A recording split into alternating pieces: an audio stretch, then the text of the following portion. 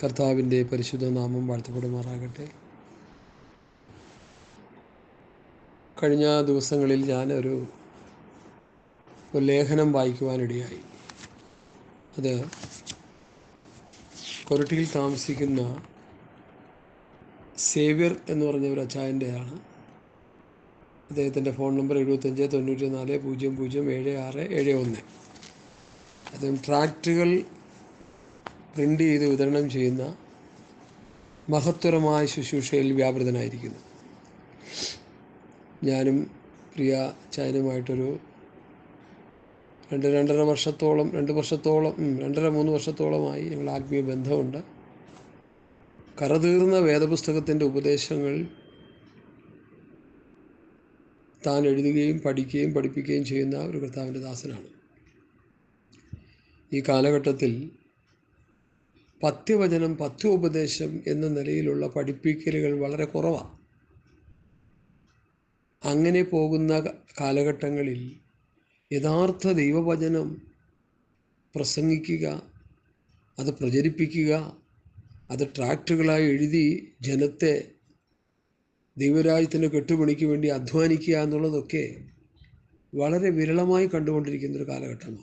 ആ കാലഘട്ടത്തിൽ ആ ദൈവപുരത്തിന് കൊടുത്ത വലിയ ദർശനത്തെ ഓർത്ത് ഞാൻ ദൈവത്തിന് നന്ദിയോടെ സ്തോത്രം ചെയ്യുന്നു. അദ്ദേഹം എഴുതിയ ധനവാന്മാരോടും ദരിദ്രന്മാരോടുമുള്ള യേശുവിൻ്റെയും അപ്പോസ്തലന്മാരുടെയും സമീപനം, ഒരു വിലയിരുത്തൽ, ഒരു പഠനം,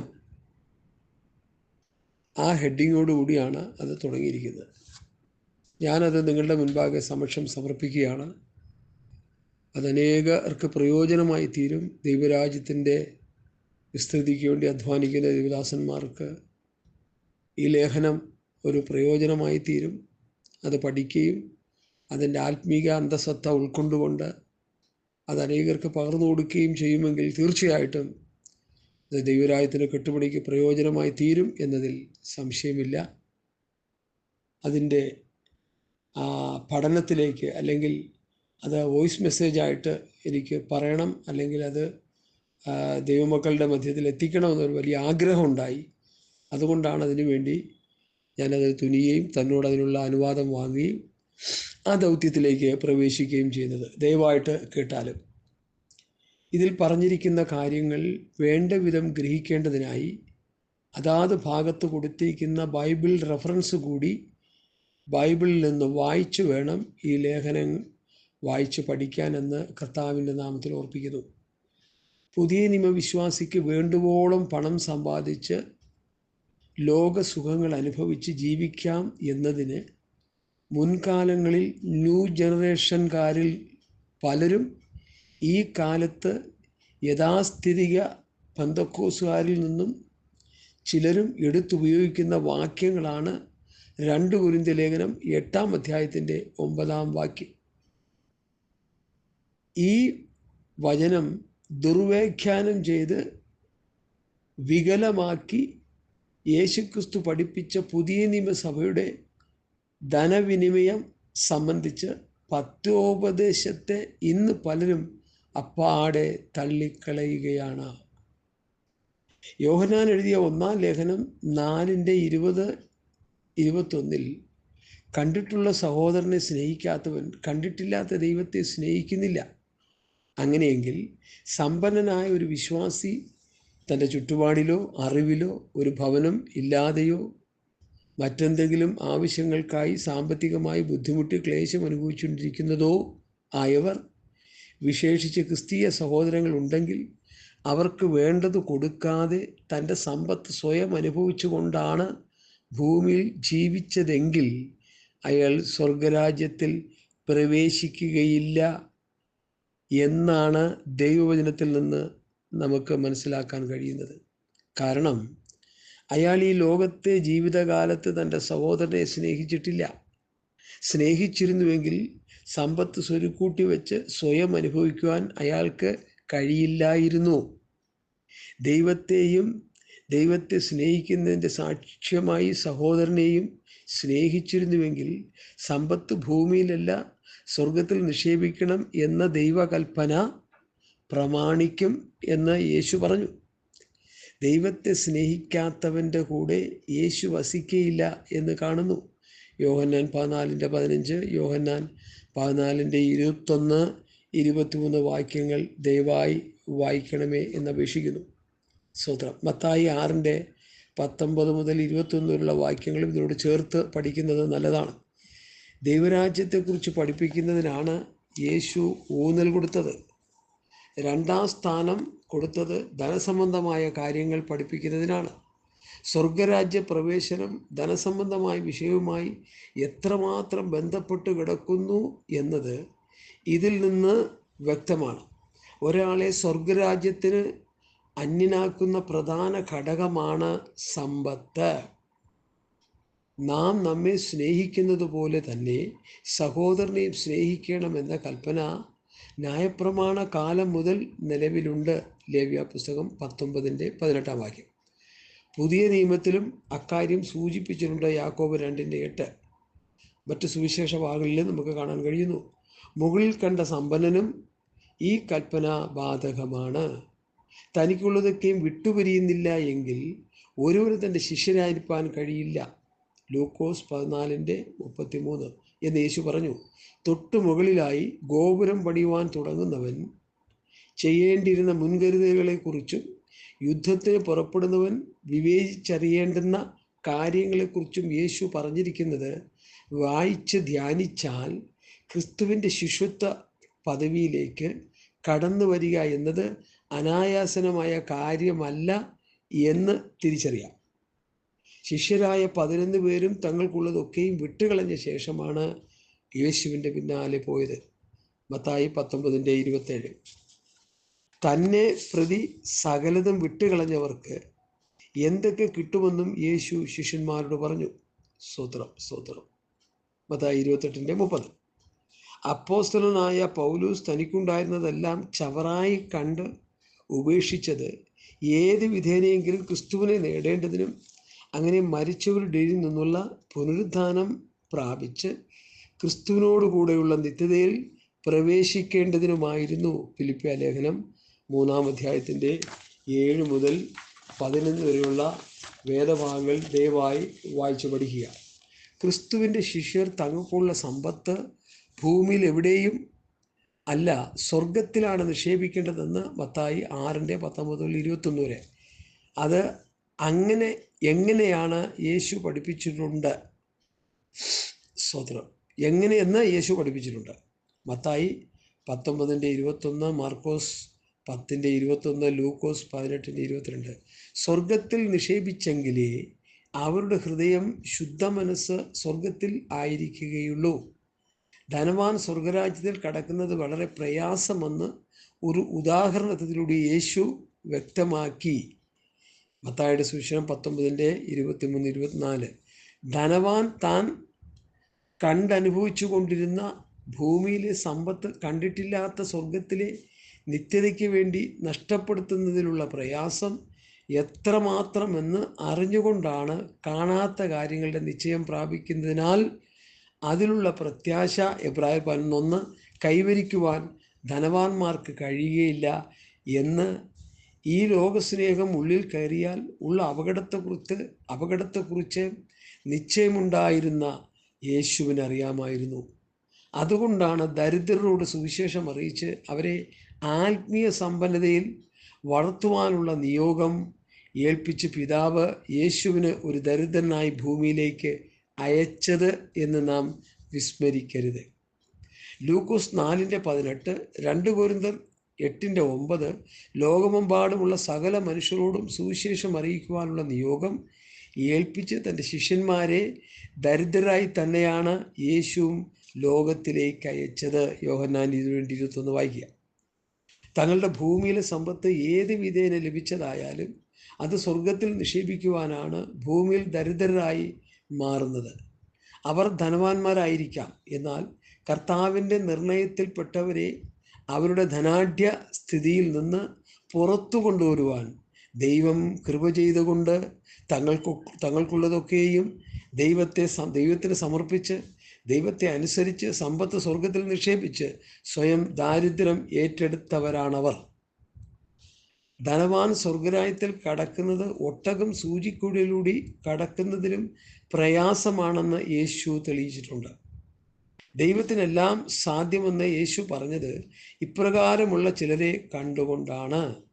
പാരമ്പര്യ സമ്പത്തുകൾ ലഭ്യമാക്കാതെയും ഭീമമായ വരുമാന മാർഗങ്ങൾ അടച്ചുകൊണ്ടും ദൈവം ചിലരെ സ്വർഗരാജ്യ പ്രവേശനം സാധ്യമാകാതിരിക്കാനുള്ള സാഹചര്യങ്ങളിൽ നിന്ന് രക്ഷിച്ചിട്ടുള്ള അനുഭവങ്ങൾ ഉള്ളവർ അധികമാരും അറിയാത്തവരായി നമ്മുടെ ഇടയിൽ തന്നെ ഉണ്ട്. ധനവാന് സ്വർഗരാജ്യത്തിൽ കടക്കുന്നതിനുള്ള പോംവഴിയാണ് പൗലോസ് തിമോഥെയോസിൻ്റെ ലേഖനം 1 തിമോഥെയോസിൻ്റെ ലേഖനം 6-ാം അധ്യായത്തിൻ്റെ 17, 19 വാക്യങ്ങളിൽ പറയുന്നത്. അവർ പരിശുദ്ധാത്മാവിൻ്റെ നടത്തിപ്പിന് വിധേയപ്പെട്ട് ദാനശീലരായിക്കൊണ്ട് ചെയ്യുന്ന പ്രവൃത്തികളിൽ സമ്പന്നരാകുമ്പോൾ ഈ ലോകത്തിൽ ദരിദ്രന്മാരായി മാറിയിരിക്കും. സ്തോത്രം.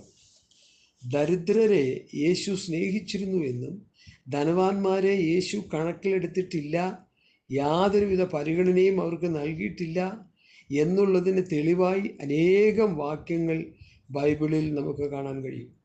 ധനവാന്മാർക്ക് വരവാനിരിക്കുന്ന വിപത്തിനെ കുറിച്ച് യാക്കോബ് പറയുന്നത് ശ്രദ്ധിക്കുക.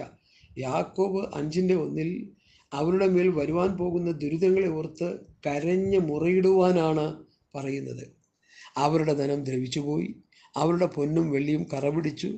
ദൈവം ന്യായം വിധിക്കുമ്പോൾ ആ കറ അവർക്കെതിരെയും സാക്ഷിയാകും എന്ന് കാണുന്നു. തീ പോലെ അവരുടെ ജഡത്തെ തിന്നുകളയും. അത് അവർക്ക് വരുവാനിരിക്കുന്ന ശിക്ഷാവിധിയെക്കുറിച്ചുള്ള സൂചനയാണ്. അതിനുള്ള കാരണം പറയുന്നത് അന്ത്യകാലത്ത് അവർ അവരുടെ സമ്പത്ത് ദൈവകൽപ്പന ലംഘിച്ച് ഭൂമിയിൽ ശേഖരിച്ചു വച്ചു എന്നുള്ളതാണ്. യാക്കോബ് 2:3. 1 തിമോഥെയോസ് 6:9-13 എഴുതിയിരിക്കുന്നത് വായിച്ച് ധ്യാനിക്കേണ്ടതാണ്. ധനവാനാകാൻ ആഗ്രഹിക്കുന്നവർ കെണിയിൽ കുടുങ്ങി സംഹാരനാശങ്ങളിൽ മുങ്ങിപ്പോകരുതെന്ന് ഉപദേശിക്കുകയും അതുവഴി ബഹുദുഃഖങ്ങൾക്ക് അധീനരാകരുത് എന്ന് തിമോഥെയോസിനെ പൗലോസ് ഓർമ്മപ്പെടുത്തുകയും ചെയ്യുന്നു. ധനസംബന്ധമായ ചിന്തകളെല്ലാം വിട്ടോടി നിത്യജീവനെ പിടിച്ചുകൊള്ളുക എന്ന് പറഞ്ഞിരിക്കുന്നത് പ്രകാരം ക്രിസ്തുവിനോട് കൂടെയുള്ളവർ നിത്യതയിൽ പ്രവേശിക്കണമെങ്കിൽ ധനവാനുമായിട്ടുള്ള എല്ലാ ബന്ധവും വിച്ഛേദിക്കണം എന്നാണ് ഇവിടെ കാണുന്നത്. സ്തോത്രം. യേശുക്രിസ്തുവിൻ്റെ പ്രത്യക്ഷത വരെ പൗലോസിൻ്റെ ഈ കൽപ്പന പ്രമാണിച്ചു കൊള്ളണമെന്നുള്ള ആഹ്വാനം എത്രമാത്രം നാം കണക്കിലെടുക്കേണ്ടതായിട്ടുണ്ട്. ഇടർച്ചയുണ്ടാക്കുന്ന ആരായാലും ഈ വിഷയത്തിൽ ഇടറി വീണു പോകരുതെന്ന് പൗലോസ് നിർദ്ദേശിക്കുന്നതായിട്ടാണ് കാണുന്നത്. അല്പം പോലും താമസിയാതെ ഒരു ശത്രുവിന് മുൻപിൽ നിന്ന് എന്ന പോലെ പെട്ടെന്ന് തന്നെ വിട്ടോടുവാനാണ് പറയുന്നത്. അതുകൊണ്ട് ധനവാന്മാരായുള്ളവർ തങ്ങളുടെ ആവശ്യം കഴിഞ്ഞുള്ള സമ്പത്ത് ഭൂമിയിൽ എവിടെയെങ്കിലും സ്വരൂപിച്ച് വെച്ചിട്ടുള്ളവർ, ആവശ്യഭാരത്തിലിരിക്കുന്നവർക്ക് വിഭാഗിച്ചു കൊടുക്കുന്നത് കൊണ്ട് സുവിശേഷ പ്രവർത്തനങ്ങൾക്കായി നിർലോഭം വാരി എറിഞ്ഞുകൊണ്ടും സുവിശേഷം 16:9 തങ്ങളുടെ സമ്പത്ത് സ്വർഗത്ത് നിക്ഷേപിച്ചില്ലെങ്കിൽ ക്രിസ്തുവിനോടുള്ള നിത്യതയിൽ പ്രവേശിക്കുവാൻ കഴിയുകയില്ല എന്ന് വളരെ വ്യക്തമായി സ്തോത്രം ക്രിസ്തുവിൻ്റെ അപ്പോസ്തലന്മാർ നമ്മെ പ്രബോധിപ്പിക്കുന്നു, പഠിപ്പിക്കുന്നു. അതിന് ചെവി കൊടുക്കാത്തവർക്ക് നിത്യതയിൽ നഷ്ടം പറഞ്ഞറിയിക്കാൻ പറ്റാത്ത വിധം അത്ര ഭീമമായിരിക്കും. പ്രതികരണം ഭയന്ന് ഈ വിഷയം അധികം ആരും വേണ്ടതുപോലെ പഠിപ്പിക്കാത്തതിനാൽ ഈ കാര്യങ്ങളെക്കുറിച്ച് പല വിശ്വാസികൾക്കും വേണ്ടത്ര അറിവില്ല. സമ്പത്ത് സൂക്ഷിച്ചു വയ്ക്കുന്നത് അതിൻ്റെ ഉടമസ്ഥന് അനർത്ഥം വരുത്തുമെന്ന് സഭാപ്രസംഗി 5:13 പറയുന്നുണ്ട്.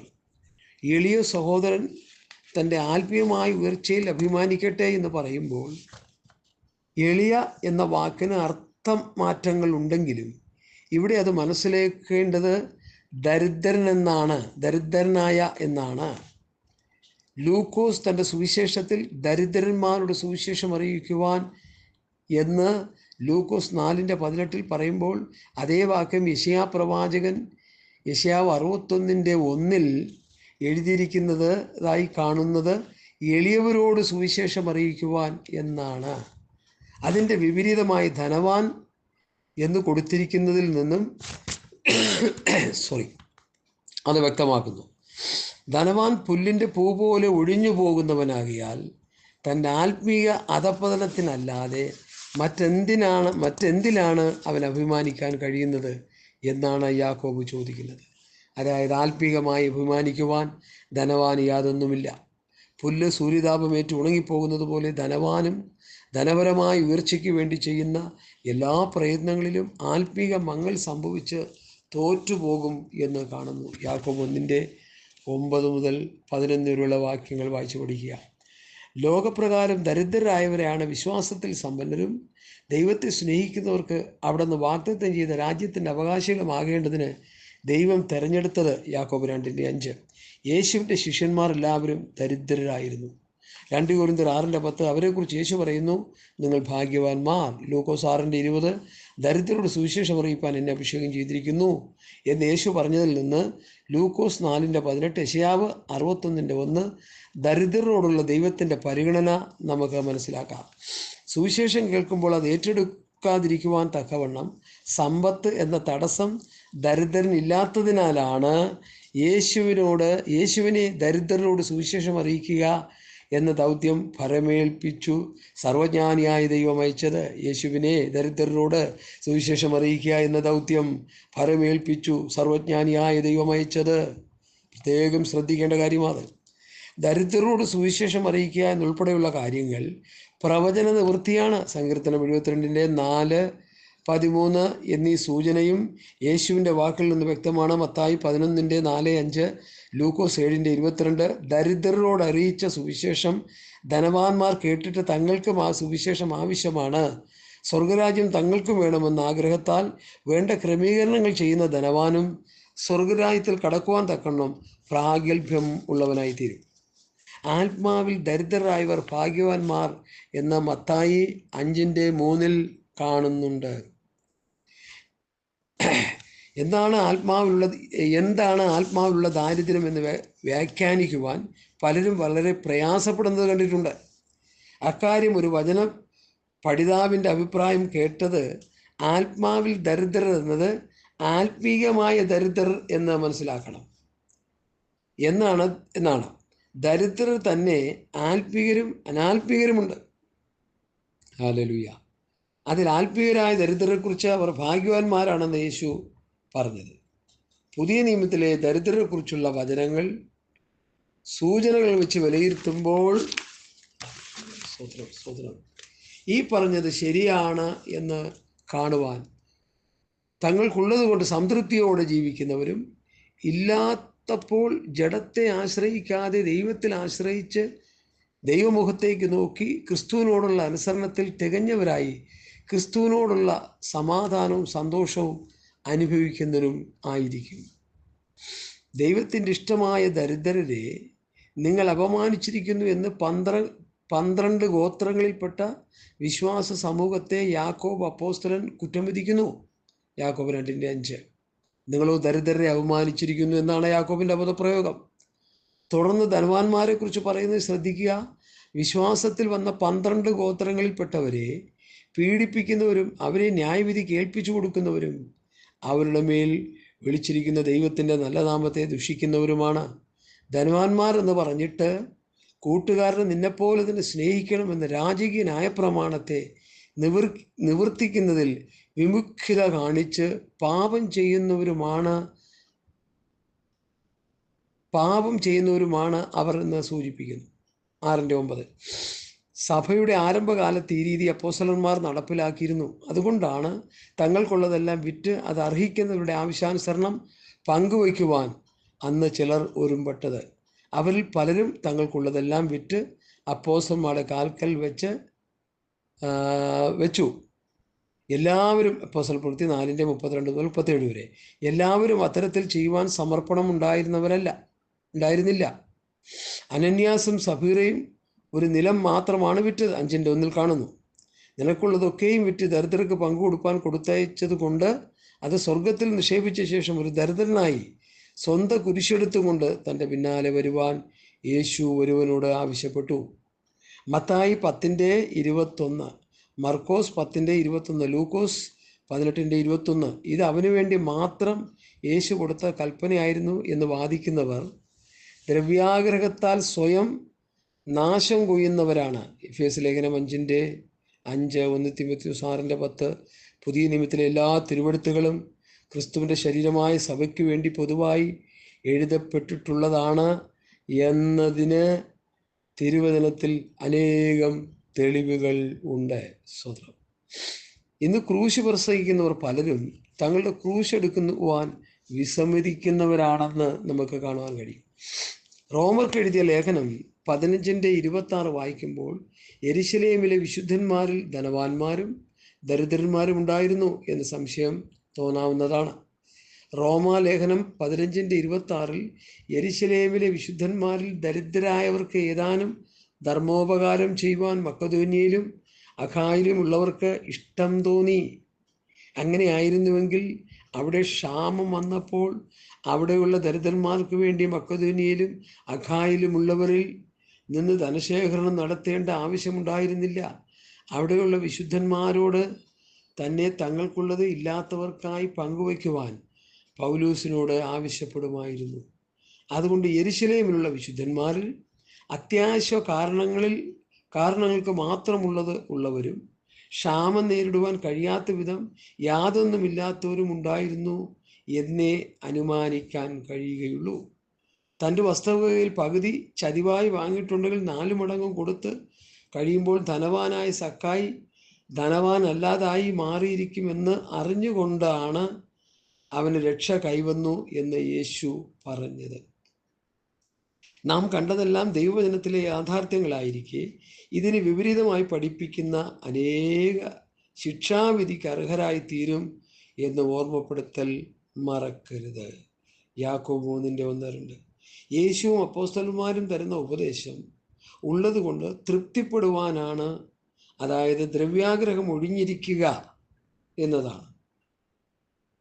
ആ തിരുവചനം ഊന്നൽ നൽകി പഠിപ്പിക്കുന്ന ഒരു പ്രധാന വിഷയം ഇതാണ്. സ്വതന്ത്രം. ഈ ലോകത്തെ സ്നേഹിച്ച് ഈ ലോകത്തിൻ്റെ സുഖസൗകര്യങ്ങൾ അനുഭവിച്ചുകൊണ്ട് ഈ ലോകത്തോട് ചേർന്ന് പോകുവാൻ വെമ്പൽ കൊള്ളുന്നവർക്ക് അതിനായി പ്രയോജനപ്പെടുവാൻ ധനസമൃദ്ധി ഒരു പ്രധാന ഘടകമാണ്. അങ്ങനെയുള്ളവർ ഈ ലേഖനത്തിൻ്റെ നഖശിഖാന്തം എതിർക്കുവാൻ സാധ്യതയുണ്ട്. എന്നിരിക്കലും ദൈവവചനത്തിൽ യേശുക്രിസ്തുവും അപ്പോസ്തലന്മാരും ഊന്നൽ കൊടുത്ത് പഠിപ്പിച്ചിട്ടുള്ള ഈ വിഷയം നമ്മുടെ ചിന്താമണ്ഡലത്തിലും അതുവഴി പ്രവർത്തന പദത്തിലും മാറ്റം ഉണ്ടാക്കേണ്ടതിന് ക്രിസ്തീയ വിശ്വാസിയുടെ നിത്യതയുടെ ശുഭതയ്ക്ക് അനിവാര്യമായതിനാൽ നേരിടുവാൻ സാധ്യതയുള്ള എല്ലാ എതിർപ്പുകളെയും അവഗണിച്ച് കർത്താവിൽ ആശ്രയിച്ചുകൊണ്ട് ഇത് വിശ്വാസ സമൂഹം സമക്ഷം സമർപ്പിച്ചുകൊള്ളുന്നു. ഹല്ലേലൂയ. സ്തോത്രം, സ്തോത്രം, സ്തോത്രം. Praise the Lord. ഈ ലേഖന വായിച്ചുകൊണ്ടിരിക്കുമ്പോൾ തന്നെ എൻ്റെ ഹൃദയത്തിൽ വന്നൊരു ചിന്ത കൂടി പറഞ്ഞ് ഏകദേശം 30 മിനിറ്റുള്ളൊരു ക്ലിപ്പായിട്ട് നിങ്ങളുടെ മുൻപിൽ തരാനാണ് കർത്താവിൽ ശരണപ്പെടുന്നത്.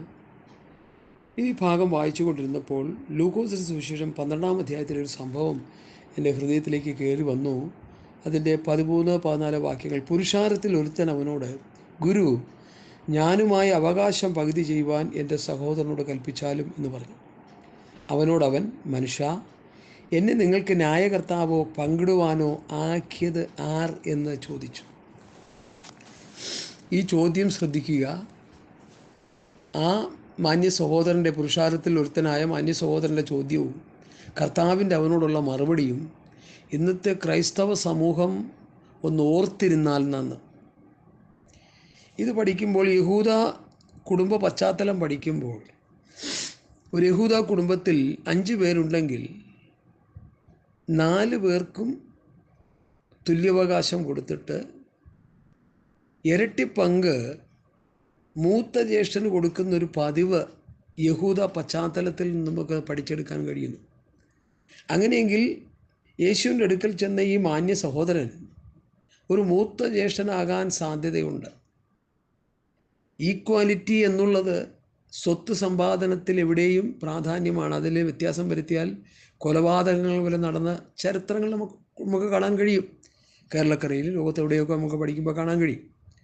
എന്നാൽ ഇവിടെ നിയമപ്രകാരം, യഹൂദ നിയമപ്രകാരം ഇരട്ടി സ്വത്ത് കിട്ടുമെങ്കിലും ഇദ്ദേഹത്തിൻ്റെ സ്വത്ത് അല്ലെങ്കിൽ വിഭാഗിക്കാനായിട്ട് എന്തോ ക്രൈസിസ് ഉണ്ടായി എന്ന് ചിന്തിക്കുന്നതിൽ തെറ്റില്ല.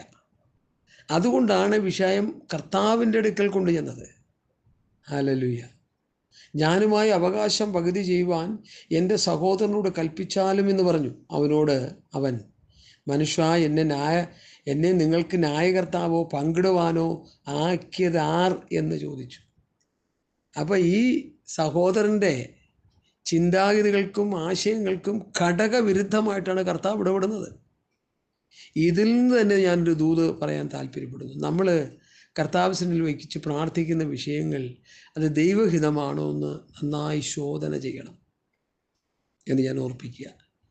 എല്ലാ വിഷയങ്ങൾക്കും വേണ്ടി കിടന്ന് തലയെറിഞ്ഞ് പ്രാർത്ഥിച്ച് അതിന് വിടുതൽ പ്രാപിച്ച് നിത്യമായ നാശത്തിലേക്ക് പോകുന്നതിനേക്കാൾ നല്ലത് വിഷയങ്ങൾ ദൈവസന്നിധിയിൽ വെച്ച് പ്രാർത്ഥിച്ചത് ദൈവഹിതപ്രകാരമാണോ എന്ന് ശോധന ചെയ്തോണം. എല്ലാ വിഷയങ്ങൾക്കും ദൈവത്തിൽ നിന്ന് മറുപടി കിട്ടുമെന്ന് വിശ്വസിക്കുന്ന ആളല്ല ഞാൻ. എന്ത് തിന്നും, എന്ത് കുടിക്കും, എന്തുടുക്കും എന്ന് നിങ്ങൾ വിചാരപ്പെടരുത്. എന്ത് തിന്നും, എന്ത് കുടിക്കും, എന്തുടുക്കും അത് ജാതികളാ വിചാരപ്പെടുന്നത്. നിങ്ങൾക്കത് ആവശ്യമെന്നറിയുന്നു. എന്നാൽ ഒന്ന് നിങ്ങൾ പ്രാർത്ഥിക്കണം, ആദിയിൽ അവൻ്റെ രാജ്യം നീതിയും അന്വേഷിക്കാനായിട്ട് പ്രാർത്ഥിക്കണം. ദൈവരാജ്യം ദൈവനീതിയും അന്വേഷിക്കണം.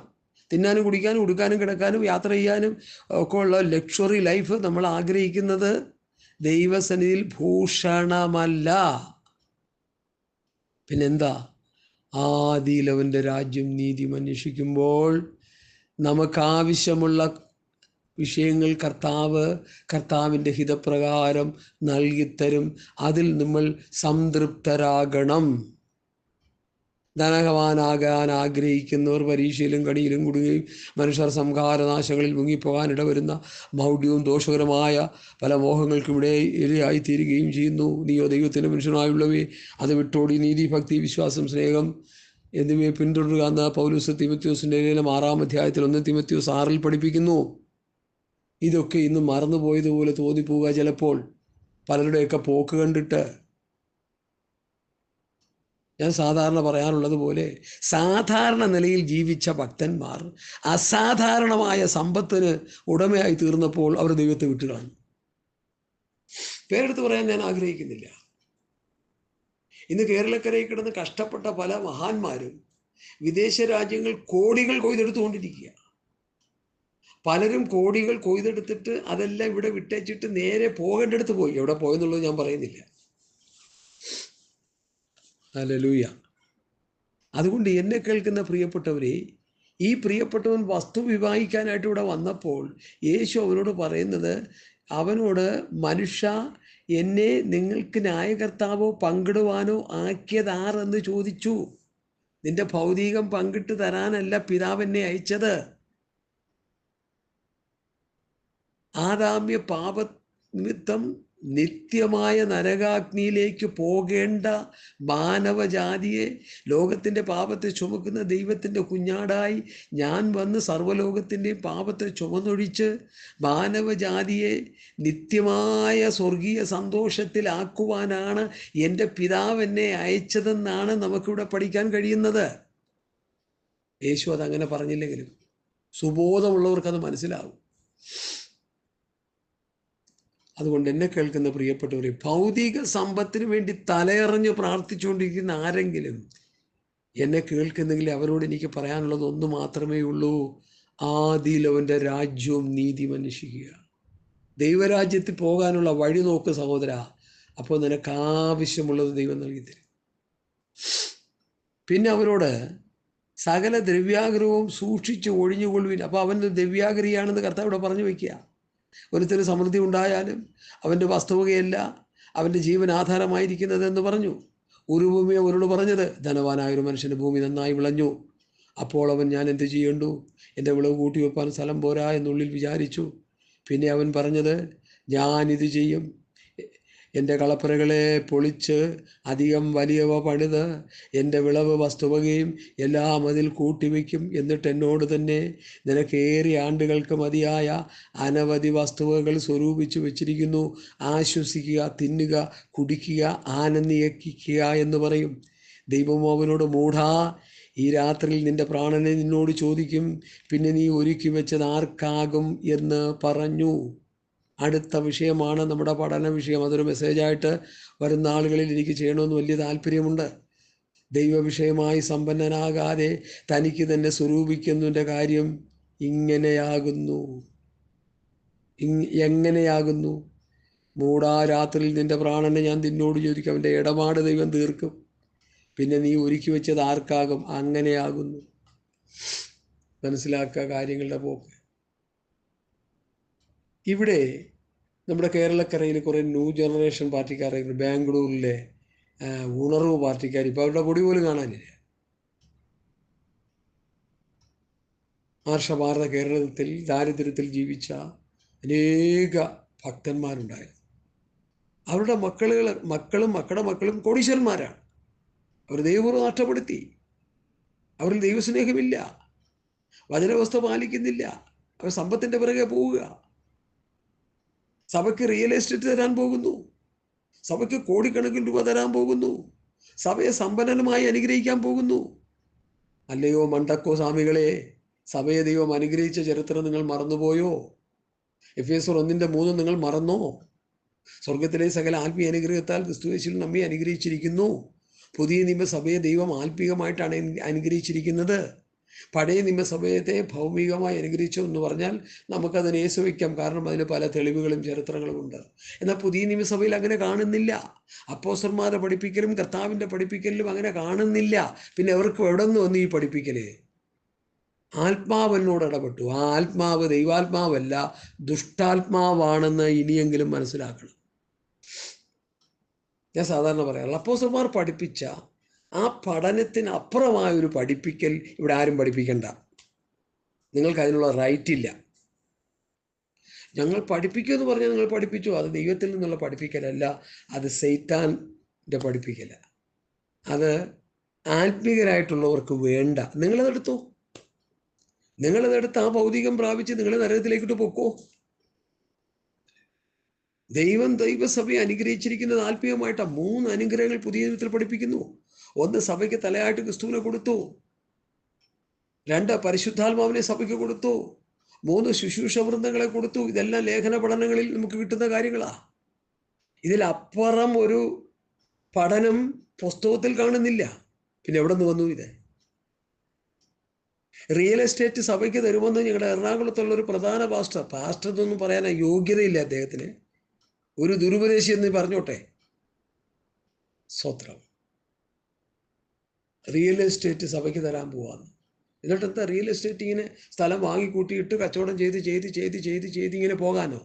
No no no no no no no no.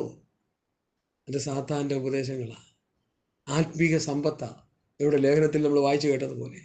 ഞാൻ പെട്ടെന്ന് നിർത്താം, 5-10 മിനിറ്റ് കൊണ്ട് ഞാൻ പെട്ടെന്ന് നിർത്തുകയാണ്. പിന്നെ അവരോട് സകല ദ്രവ്യാഗ്രഹം ഒഴിഞ്ഞ് സൂക്ഷിച്ചു കൊള്ളുവിൻ. ഒരുത്തിന് സമൃദ്ധി ഉണ്ടായാലും അവൻ്റെ വസ്തുവകയല്ല അവൻ്റെ ജീവൻ ആധാരമായിരിക്കുന്നത് എന്ന് യേശു പറഞ്ഞു. യേശു പറഞ്ഞത് ഇന്നത്തെ ഈ മണ്ടക്കോ സ്വാമികൾക്ക് എന്തുകൊണ്ട് മനസ്സിലാകുന്നില്ല? ഒരു ഉപമ അവരോട് പറഞ്ഞത്. എന്നിട്ടാണ് ധനവാൻ ഒരു വലിയ കളപ്പുര ഉണ്ടാക്കി കൂട്ടിവെച്ച്, ഈ കൂട്ടിവെക്കാനായിട്ട് തലമ്പുറമായിട്ട് 2ാമത് ഇന്ന് കേരളക്കരെ പലതും പണിതുകൊണ്ടിരിക്കുക. ലോക മനുഷ്യരെന്ന് പറയുന്നവരും ആത്മീയരെന്ന് പറയുന്നവരും ഈ പ്രവൃത്തി ചെയ്തുകൊണ്ടിരിക്കുക. എനിക്ക് അവരോട് ഒന്നേ പറയാനുള്ളൂ, കർത്താവ് ഒന്ന് സഭയെ ചേർക്കാൻ പോവുക. ഭൗതിക സമ്പത്ത് വലിച്ചെറിഞ്ഞിട്ട്, പൗലൂസിനെ പോലെ, മോശയെ പോലെ, ഭക്തന്മാരെ പോലെ വലിച്ചെറിഞ്ഞിട്ട് ആത്മീക സമ്പത്തിൻ്റെ പിറകെ പോയാൽ നിങ്ങൾക്ക് സ്വർഗരാജ്യം കിട്ടും. ഇല്ലെങ്കിൽ നിങ്ങളുടെ കാര്യം അധോഗതി. ഇവിടെ നാടൻ ഭാഷയെ പറഞ്ഞ സ്വാഹ, കട്ടപ്പൊഹ. ഹല്ലേലൂയ. കാരണം പുതിയ നിയമം വിഭാവന ചെയ്യുന്നത് ആത്മീയാനുഗ്രഹമാണ്. വിശ്വാസത്തിൽ സമ്പന്നത, സകല വനത്തിലും പരിജ്ഞാനത്തിലും സമ്പന്നരാകുക, സന്തോഷ സമൃദ്ധിയുള്ളവരാകുക, പ്രത്യാശയിൽ സമൃദ്ധിയുള്ളവരാകുക.